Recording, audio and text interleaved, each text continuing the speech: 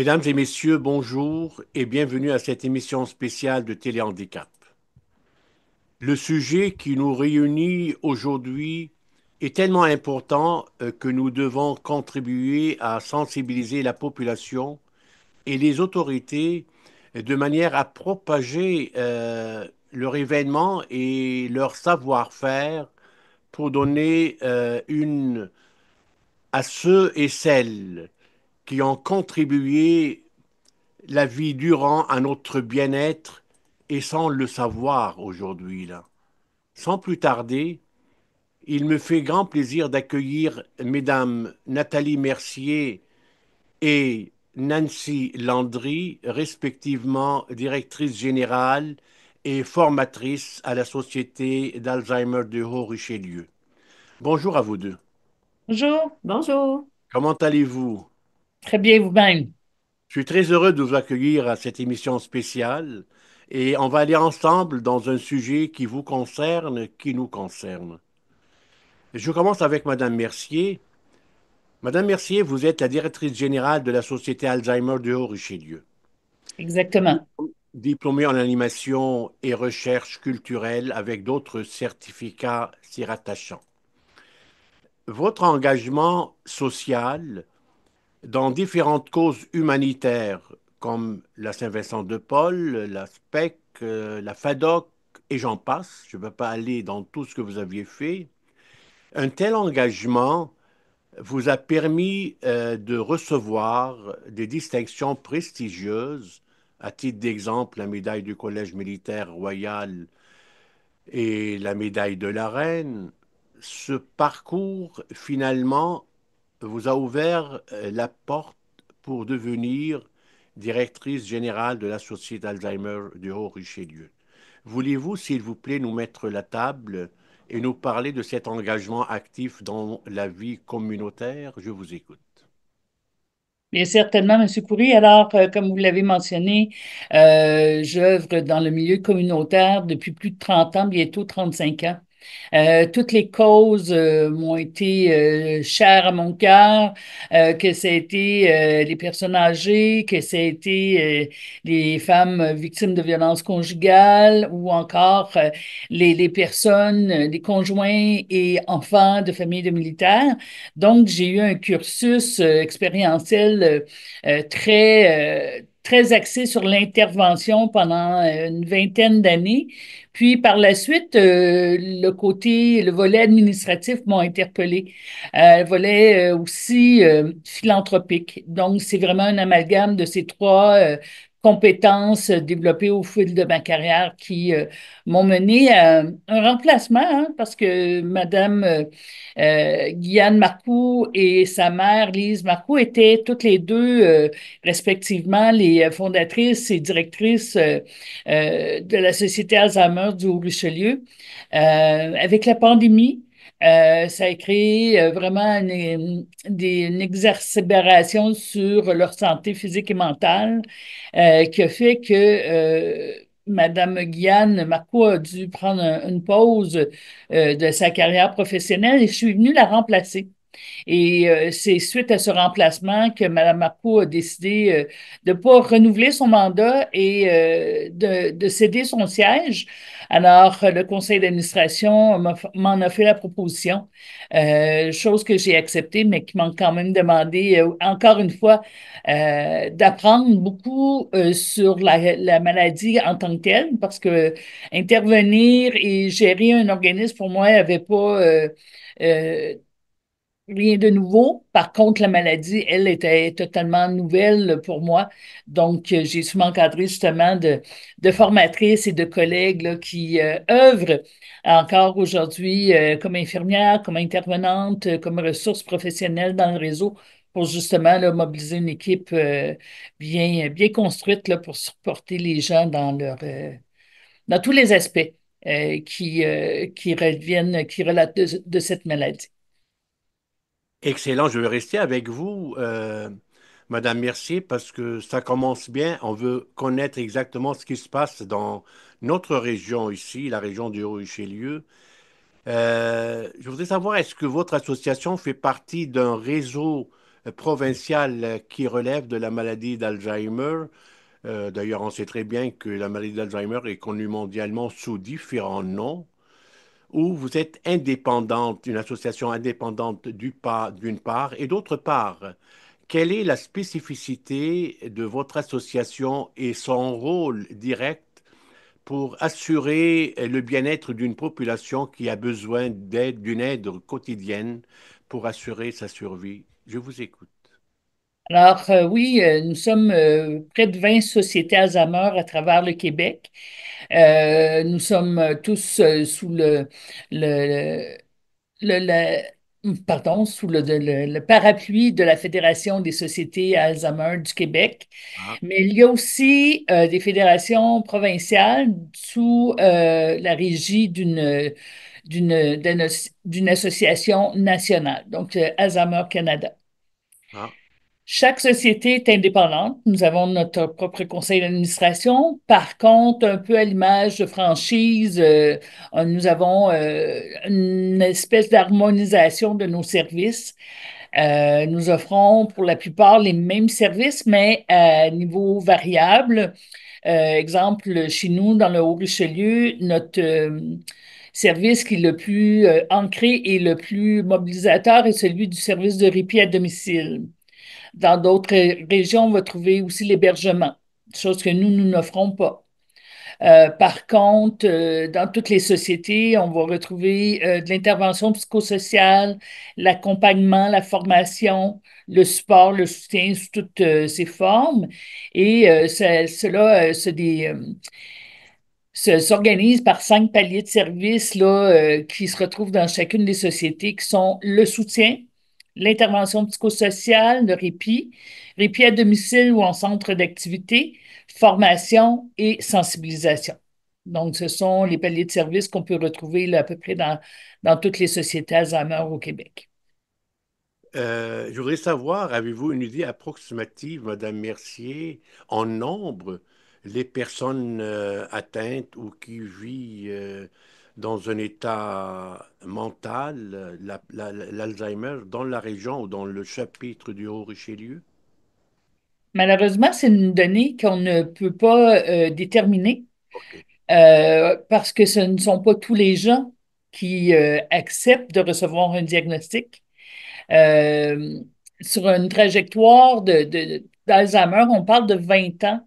Et souvent, le diagnostic vient à mi-parcours. Ah, Donc, il y a des personnes qui peuvent être atteintes pendant une dizaine d'années, mais vraiment ressentir les effets concrets seulement qu'à partir de la 10e, 12e année. Donc, les signes précurseurs peuvent être très trompeurs. Euh, Ceci étant dit, on sait tout de même qu'on a une population vieillissante, une population qui représente quand même plus de la moitié d'une population au Québec. Ici à Montérégie, on parle d'environ 34 de la population qui serait atteint ou à risque, donc ayant des signes de prévalence. Mais encore là, c'est avec les données qui ont été recueillies par le système de la santé et services sociaux, l'INES et l'INSPQ. Donc, ce sont des données qui pourraient être variables là, si vraiment on prenait le temps de sonder toutes les personnes âgées de 60 ans et plus là, pour avoir un portrait plus réel. OK, OK. Donc, ça, c'est les chiffres approximatifs, mais ils sont bien détaillés d'après l'âge, là. Donc, vous parlez à partir de 20 ans à peu près, on peut commencer à sentir, à préciser une réalité qu'on appelle l'Alzheimer. En fait, c'est pas à partir de 20 ans. Non? La durée de la maladie peut Ah, la durer durée de 20 la ans. maladie. Donc, on Exact. peut développer des symptômes à l'âge de 40, 45 ans, ce qu'on va appeler une maladie en phase précoce. Il y a malheureusement des gens qui sont atteints dans cette catégorie d'âge. Ce n'est pas la majorité. La majorité se retrouve bien souvent au-delà de 65 ans, mais certaines personnes là, ont déjà des symptômes bien avant. Excellent, excellent. Madame Landry, euh, vous aviez suivi des études en biologie médicale et en soins infirmiers. Oui, Donc, en ramassant la théorie avec la pratique et surtout dans les CHSLD, en ajoutant à votre carrière d'infirmière le rôle de coordonnatrice, notamment en chirurgie, en médecine et en soins prolongés. Et suite à cette formation en PCI, en CC la prévention et contrôle des infections, et durant la période de la COVID, là, vous étiez confronté à travailler à titre d'infirmière dans les CHSLD de la Montargis, si j'ai bien compris. oui. Pour terminer, pour terminer, et ce à part votre poste à titre de formatrice et conférencière, vous menez une vie parallèle, Madame Landry, en, Effectivement. en tant que violoniste, Eh oui.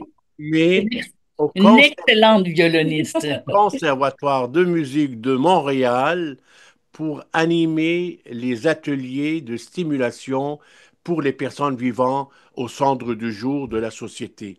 Mhm. Allez-y, on va vous écouter et terminer avec une note musicale, s'il vous plaît. On vous écoute. Donc, oui, effectivement. Puis, je vais juste vous corriger. J'ai étudié au Conservatoire de Trois-Rivières. Ah, Et la musique me suivit tout au long de mon parcours. Donc, effectivement, j'ai comme eu une petite vie parallèle.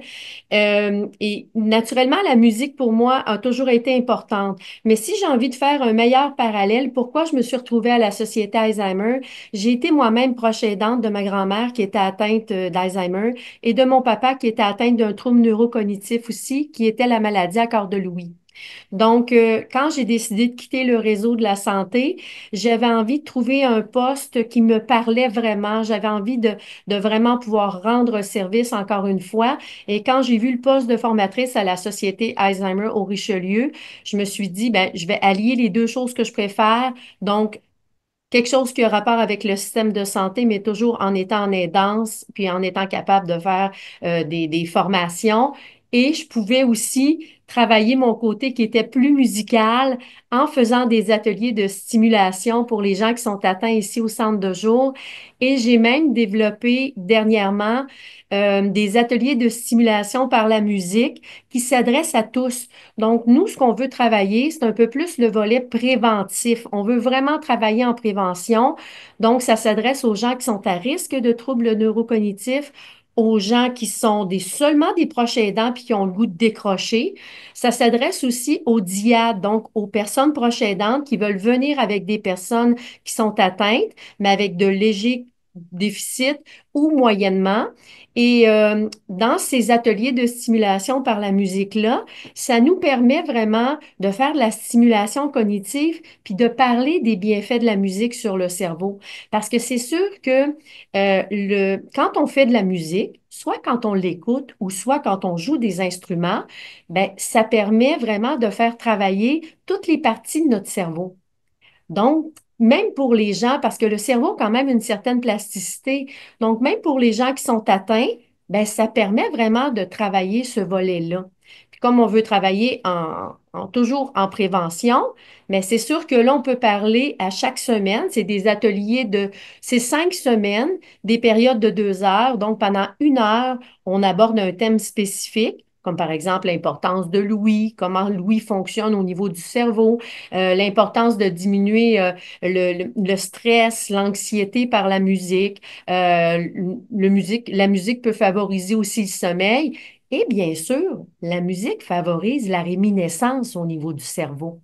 Donc, les souvenirs anciens, aller chercher la mémoire plus émotionnelle, ces gens-là peuvent vraiment faire, non seulement créer du bonheur puis faire du bien, mais peuvent vraiment aller chercher des souvenirs précis. J'ai des gens avec lesquels j'ai travaillé qui ne me parlaient pas beaucoup, mais qui pouvaient chanter des chansons complètes. J'ai des gens qui pouvaient apprendre des nouvelles chansons, qui peuvent faire des répétitions de rythme. Donc, on fait vraiment beaucoup de stimulation cognitive, puis c'est quelque chose qui me rejoint vraiment, c'est quelque chose qui me tient vraiment à cœur. est-ce qu'en général, je vais prendre le dernier mot que vous venez de dire, que les gens atteints d'Alzheimer seraient en mesure de chanter Est-ce que des vieilles chansons ou des nouvelles chansons? Ben, oui, les deux. La réponse est les deux. Les vieilles chansons, les chansons qui sont le plus importantes pour les gens au niveau de la réminiscence, c'est souvent les chansons qu'on aimait dans la jeune vingtaine. Pourquoi la jeune vingtaine? Parce que c'est à ce moment précis-là qu'on construit notre personnalité. Donc, c'est des chansons qui nous ont un peu plus marqués. Fait qu'effectivement, moi, ce que je fais préalablement quand je rencontre ces personnes-là, je leur demande quels styles musicaux ils aiment, s'il y a des chanteurs qu'ils aiment, s'ils ont déjà fait de la musique. Donc, je suis capable d'aller chercher de façon précise dans ce que eux vont leur parler de façon précise. Donc, oui, effectivement, dans ces vieilles chansons-là, on peut travailler la réminiscence, mais en plus, on peut apprendre des nouvelles chansons, on peut développer des nouvelles rythmiques, on peut faire encore de l'improvisation. C'est possible au niveau du cerveau, justement, parce que le cerveau, il est plastique. Donc, c'est possible de développer des nouveaux réseaux neuronaux. Ça, c'est possible de le faire grâce à la musique. Fait que même si on a des signes de prévalence, même si on est à risque, même si on est atteint, ben, il y a moyen de faire quelque chose grâce à la musique, puis d'avoir vraiment des moments de bonheur, des moments de réminiscence, de diminuer le stress et l'anxiété. Quand j'ai fait le projet pilote que j'ai monté moi-même cet été, puis là, je suis à ma deuxième programmation présentement, on avait fait remplir préalablement un questionnaire aux gens dès le départ pour leur demander quelles étaient leurs attentes. À la fin des 5 rencontres, donc au bout du 10 heures, on leur a demandé qu'est-ce que ça leur avait apporté. Et les témoignages ont été incroyables. Il y a des gens qui m'ont dit que justement, ils ressentaient beaucoup moins de stress, ils s'étaient fait une playlist, ils écoutaient cette musique-là dans des moments de un peu plus de vulnérabilité et se sentaient vraiment bien. Et même leur famille avait perçu une amélioration chez eux. Vous avez raison, entièrement raison. Pour terminer le point sur la musique, ça c'était le point saillant que je voulais vous parler. Vous savez, un des grands écrivains dans le temps, il disait, apprenez à vos enfants la musique. Et la musique, c'est le stabilisateur à long terme en commençant par l'enfance. C'est là où Effectivement. vous découvrez, vous allez avoir un équilibre sociétal, un enfant qui a commencé une vie en écoutant la musique, en s'approchant de la musique. C'est un équilibre total. Donc maintenant, je vais aller dire dans l'autre sujet à l'égard de la pandémie. Vous Mhm. aviez confronté la pandémie de face, en pleine face, dans les CHSLD. Et parlons maintenant des personnes vivant ou atteintes d'Alzheimer. Quelle a été la réaction d'une personne vivant avec l'Alzheimer durant la période de la COVID? Qu'est-ce qu'elle avait compris? Qu'est-ce qu'elle ressentait exactement? Ben, c'est un moment qui était très, très, très difficile pour ces personnes-là. Parce que naturellement, les gens qui ont des troubles neurocognitifs, eux, ce qui les rattache le plus, c'est leur petite routine quotidienne. Donc, quand ils sont dans une routine, on est dans des moments où est-ce que c'est quand même très rassurant pour eux. Naturellement, avec la pandémie, on n'était pas du tout dans ces conditions-là. Donc, c'était extrêmement déstabilisant pour ces personnes-là. En plus, au niveau de la communication, si on regarde juste le volet communication, ces gens-là, ce qu'on dit, c'est seulement 7% de la communication. Donc, le reste de la communication, il est non-verbal puis paraverbal. Donc, quand on arrivait avec notre espèce d'accoutrement où on voit même pas notre visage, où ils sont même pas capables de reconnaître les gens, où on les sort de leur routine, c'est très anxiogène pour eux, là. C'est très, très, très difficile, ce genre de choses-là, quand ça se passe dans les milieux. Donc, effectivement, la constatation était qu'il y avait beaucoup d'anxiété, il y avait beaucoup d'isolement, c'était très compliqué. Puis, même au niveau des consignes, ben, dans des unités qu'on appelle des unités de vie, là, dans des milieux plus prothétiques, ben, il y avait énormément de contamination parce qu'ils ne comprenaient pas les mesures à suivre. Donc, effectivement, ces gens-là sont encore plus touchés par la maladie, malheureusement. Le Je fait voudrais d'être, juste... Oui, oui, allez, pardon. allez-y. Le fait d'être isolé également va affecter la maladie et faire progresser les symptômes, les effets associés également. Donc, si quelqu'un avait, exemple, des troubles langagiers, ben cela, d'être isolé accentuait son trouble. Les gens qui avaient comportements déroutants, ben, en étant isolés, ces comportements-là devenaient exacerbés. Mais dites-moi, est-ce que ces personnes-là comprenaient vraiment, Madame Mercier, quand ils venaient vous voir, ou même les parents, est-ce qu'ils comprenaient vraiment la réalité de cette COVID ou ils ne comprenaient pas? Donc, ils vivaient normalement. Eh bien, je pense qu'on a tous été frappés de plein fouet, tant par tous les discours qui ont engendré la COVID. Alors, il y a eu des sentiments de peur, il y a eu beaucoup de décès, il y a eu des décisions drastiques qui ont été prises par le gouvernement. Il y a Oui. des gens qui se sont abstenus d'agir, de se conformer à ces décisions-là. Donc, ça a apporté beaucoup, beaucoup de situations étrangères à nos habitudes. Donc, pour une personne qui déjà a de la difficulté à reconnaître son quotidien, si on lui apporte toute cette désorganisation autour d'elle, c'est sûr qu'on va venir accentuer tous les problèmes. Alors, si une personne que tout son cerveau et toutes ses aptitudes, il a perdu son latin, ben c'est entendu que quelqu'un qui souffre de troubles neurocognitifs va avoir beaucoup plus de difficultés là, à s'adapter. Je veux rester avec vous, Madame Mercier, étant donné qu'on est sorti de la COVID et j'entends parler ce qui se passe dans les sociétés d'Alzheimer et surtout du Haut-Richelieu. Vous organisez des événements majeurs pour sensibiliser la population, d'aller de l'avant et supporter la société d'Alzheimer et ceux et celles qui l'entourent aussi, là.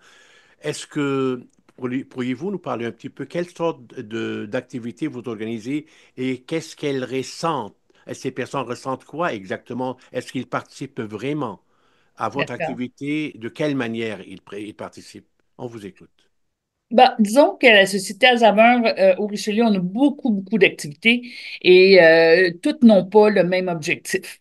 Dans nos activités de représentation, de sensibilisation, on va vraiment essayer de rejoindre des personnes de 60, 65 ans et plus, ou même à partir de 50 ans, je dirais, pour les conscientiser sur les facteurs de risque qui peuvent mener vers les troubles neurocognitifs, de l'importance d'obtenir un diagnostic tôt, de ne pas prendre à la légère les signes précurseurs.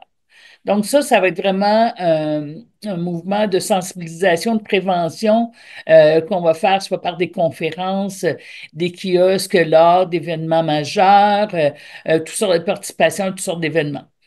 Bien sûr, on a nos événements de financement qui viennent soutenir le manque à gagner qu'on éprouve par manque de financement. Donc, on doit aller solliciter environ 250 000 de financement là, pour subvenir à tous les besoins de l'organisation et poursuivre le travail qui est actuellement accompli. Et on a aussi des activités de représentation gouvernementale où là, on va aller vraiment à l'aide de chercheurs, de médecins, de spécialistes, de neurologues. On va aller vraiment préciser certains faits, agir sur certaines précisions, comme exemple que les troubles neurocognitifs ne font pas partie d'un vieillissement normal, contrairement à ce que plusieurs croient encore, tant dans les monsieur, madame, tout le monde que dans le monde professionnel.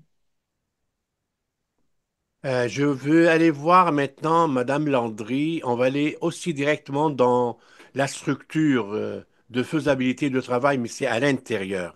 On n'est pas dans les activités comme à l'extérieur, mais à l'intérieur, à titre de formatrice. Vous avez un rôle extrêmement important dans la structure, dans une structure comme la vôtre, là. Quelles sont les principales tâches qui relèvent de votre travail à part la musique et la réaction de la musique versus les patients? Donc, serait-il par hasard une responsabilité avec l'équipe ou avec les patients en premier lieu? Avez-vous des exemples pour mieux comprendre la spécificité de votre engagement d'une part et d'autre part, votre responsabilité à titre de formatrice est-elle au niveau en général ou je dirais généralisé avec tout le monde, ou suivant le degré de cas de chaque patient? On vous écoute. Oui. Ça fait beaucoup de questions dans une, là. Oui, Je vais oui. essayer d'y aller de façon progressive. Premièrement, je suis une formatrice et conférencière ici à la Société, mais il est bon de savoir qu'on est quand même 5 formatrices à la Société. Donc, je suis pas toute seule à chapeauter tout ça. Il y a plusieurs volets au niveau formation. Ben, premièrement, on forme nos employés. Donc, les employés qui travaillent pour nous, autant au point de vue administratif que les gens qui vont sur le terrain, c'est-à-dire répit à domicile, animation ici, tous ces gens-là, ils sont formés. Ils reçoivent une formation professionnelle que je leur donne. Donc, ces gens-là, ils peuvent travailler, mais en ayant toujours en tête qu'est-ce que c'est la maladie, de quelle façon communauté, de quelle façon plutôt communiquer avec ces personnes-là, être capable aussi de faire face à des comportements déroutants, être capable de les prévenir, les comportements déroutants, avoir des soins centrés sur la personne. Donc, il y a beaucoup de travail qui est fait en amont par les formatrices. Les autres formatrices aussi qui sont dans le milieu, eux, ils sont plus au niveau des groupes de soutien. Donc, parce que nous, naturellement, notre travail commence dès le départ, donc à partir du moment où on veut travailler sur prévenir les troubles neurocognitifs. Donc, on commence le plus tôt possible et notre travail, c'est de soutenir, d'informer, puis de sensibiliser autant la personne qui est atteinte que son proche aidant, que toute sa famille, tout le monde autour. Donc, c'est sûr que le rôle de formatrice permet justement au niveau des groupes de soutien le partage des proches aidants pour qu'ils soient bien informés du processus du début de la maladie, même pour les gens qui n'ont pas encore le diagnostic, jusqu'à la fin et même après. Donc, il y a une période même après que la personne est en hébergement ou qu'elle est même décédée. Nous, on continue quand même à soutenir ces gens-là dans leur processus. Donc, vraiment, on les suit tout au long de la maladie, tout au courant de la maladie. Donc, il y a ce volet-là qui sont plus les groupes de soutien. On a le volet vraiment formation professionnelle où là encore, je donne de la formation professionnelle, mais à des professionnels.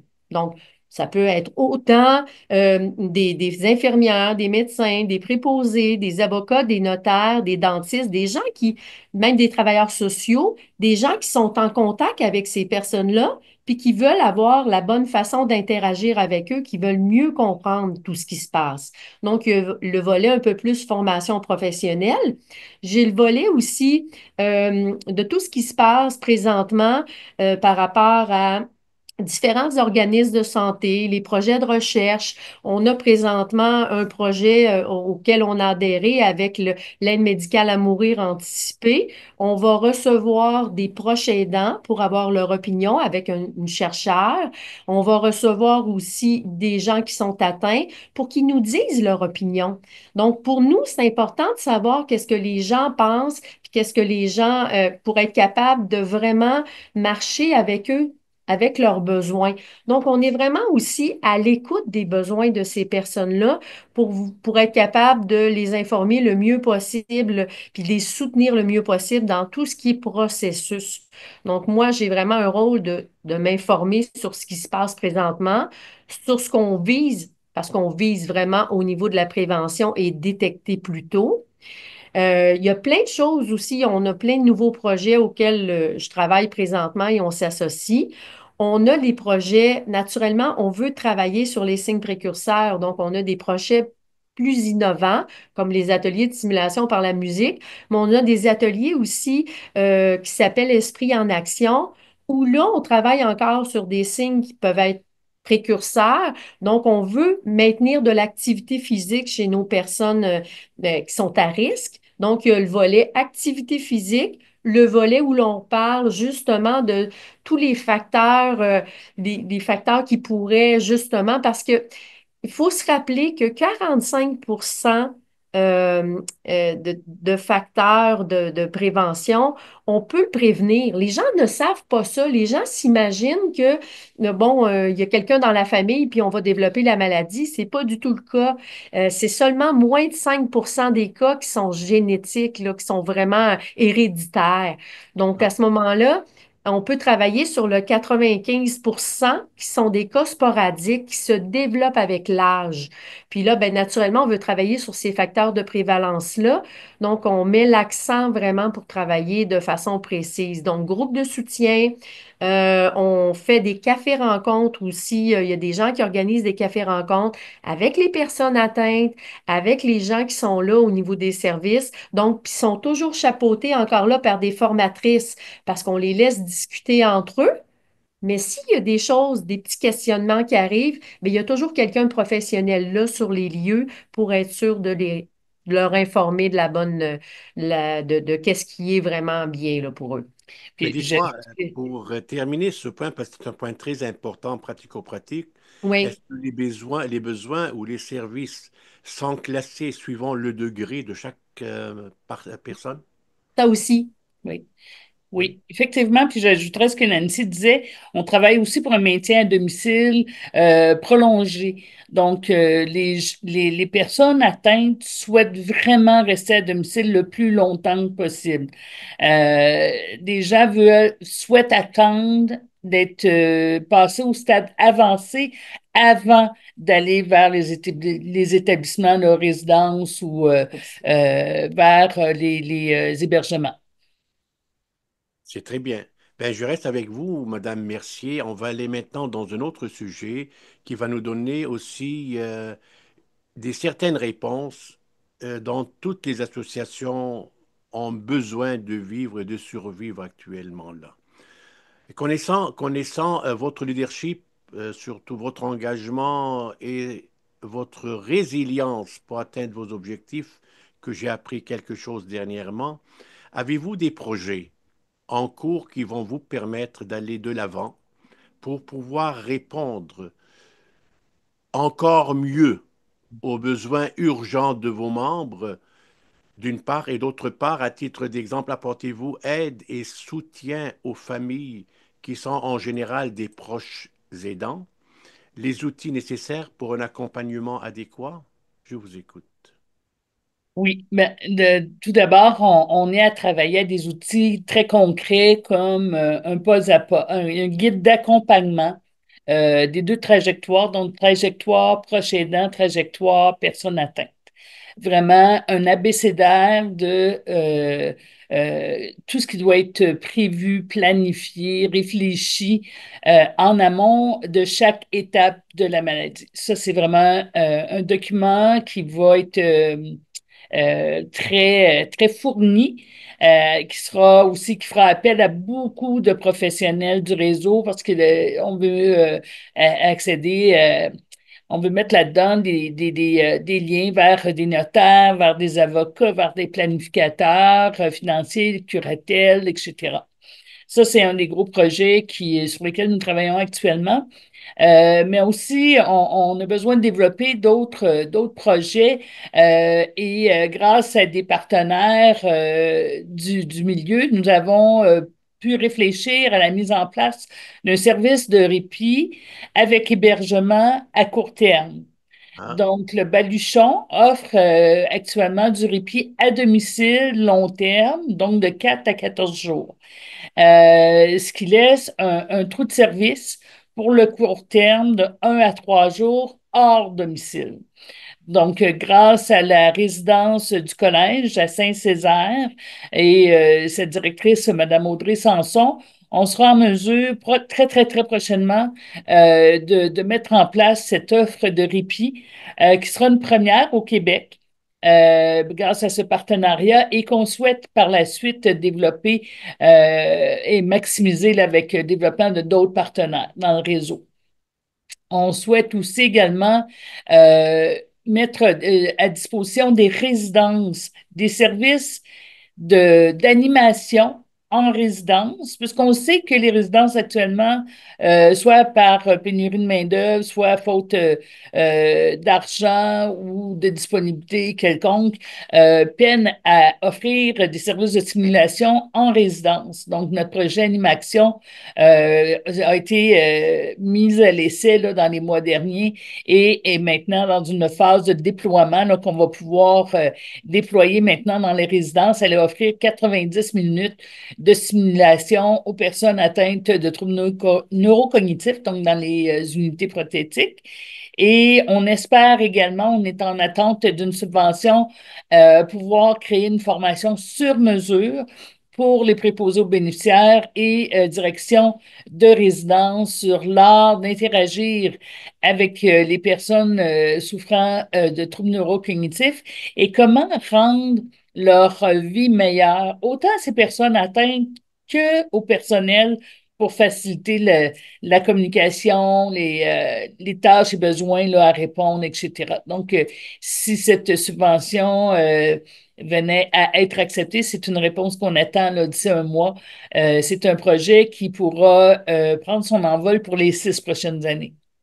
Ben, c'est Donc, c'est des gros félicitations. projets qui sont sur la table actuellement Félicitations, et c'est excellent. qu'on espère voir grandir. Je suis très content d'entendre ces bonnes nouvelles. Oui. Madame Landry, je veux comprendre quelque chose de très important. En tant que formatrice, je pense que le milieu communautaire fait partie intégrante de votre vie, dans votre vie même, au même titre que les services publics comme infirmière.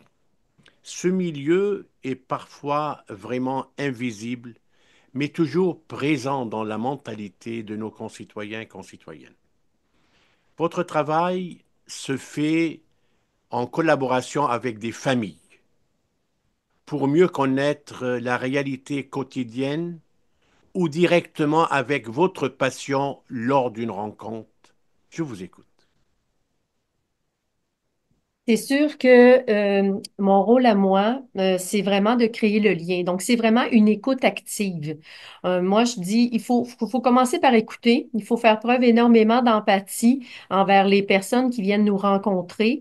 On prend des moments vraiment parce que je fais toutes sortes de modules pour les suivre au pas à pas. On est présentement dans un projet pour vraiment les accompagner parce que comme Nathalie vient de parler du pas à pas, ben nous, au point de vue des formatrices, on essaie vraiment d'aller justement dans leur réalité. Donc, présentement, on donne des formations sur 2 modules particuliers, qui est l'adaptation à domicile, parce que c'était des besoins qu'ils nous avaient formulés. Ces personnes-là m'ont dit qu'ils avaient besoin d'en savoir un peu plus pour ce qui était toute l'adaptation à domicile. Donc, c'est 5 rencontres qu'on fait avec ces personnes-là pour leur expliquer le pas à pas de l'adaptation à domicile. Ensuite, on a un autre module qui s'appelle, ça aussi, ça répondait vraiment à des besoins chez les proches aidants, le processus d'hébergement. Parce qu'encore là, c'est un moment charnière pour eux, c'est un moment plutôt difficile. Donc, dans lequel on travaille encore là sur 5 rencontres. On leur explique vraiment de façon précise chaque étape qu'ils doivent franchir. Bientôt, au printemps, donc après Noël, il va y avoir l'annonce du diagnostic. Ce sera encore 5 rencontres où on va vraiment rentrer dans toutes les étapes. Et puis, il va y avoir aussi le volet hébergement.